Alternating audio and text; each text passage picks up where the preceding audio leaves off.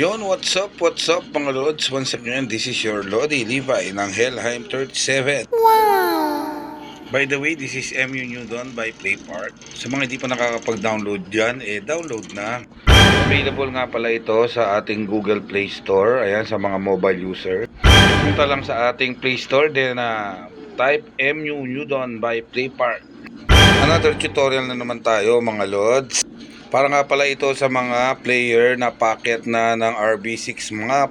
So pagkakit nyo na ng RB6 mga Lods, ayan, madadagdag sa inyo yung ating rune system. Pero syempre, unahin muna natin yung hidden map or hidden dungeon. Ang hidden dungeon or hidden map pala mga Lods, ma-open nyo lang yan kada kill nyo ng mga RB. Pero hindi lahat ng RB na papatayin nyo mga Lods, lalabas yung hidden map. Swerte yan lang yan mga Lods kung kailan siya lalabas. Kaya ako ginawa tong video na to mga Lods para makita nyo yung actual na paglabas ng hidden map after natin makill ang RB na to mga Lods. And then after natin makill ang RB na to mga Lods is may lalabas na hidden map dyan. A few moments later. Ayan mga Lods, kung mapasin nyo lumabas yung hidden boss at pwede nating pagpilian kung gagamit tayo ng Dias or coins. Kapag coins nga pala ang ginamit natin mga Lods, 20% success rate lang mga Lods. Pero pag Dias ang gagamitin natin, 100% success rate naman yan mga. So gagamitin muna natin Dias dito mga Lods.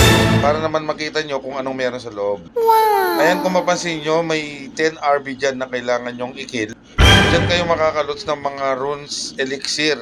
Ang runes elixir naman mga Lods ay magagamit nyo para ma-open ang slot ng runes nyo.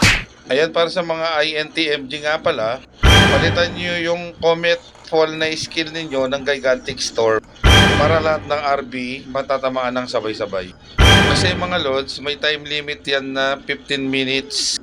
Kailangan yung matapos at maubos yung mga RB na yan at para makalots kayo ng mga runes elixir. Ito nga pala yung rune setup ng INTMG natin mga Lodi para makuha natin yung passive skill para sa INTMG. So kayo nang bahala mga Lods kung gagayahin nyo yung setup natin, no? Abangan na lang natin maubos yung RB mga Lods.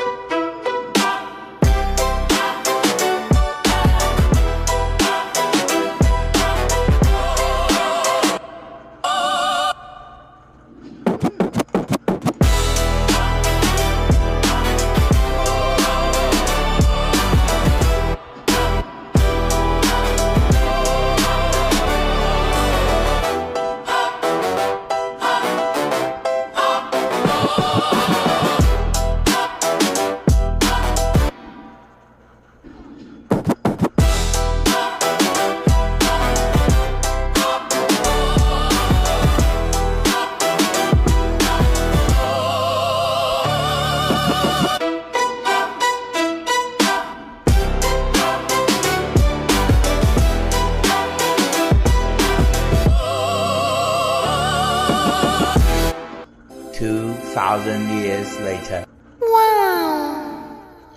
So ayun na mga Lods, no? Naluluts na natin yung mga drop na runes elixir. Kaya kita-kits ulit tayo sa susunod nating tutorial mga Lods. Once again, this is your Lodi Levi ng Helheim 37. See you to our next video.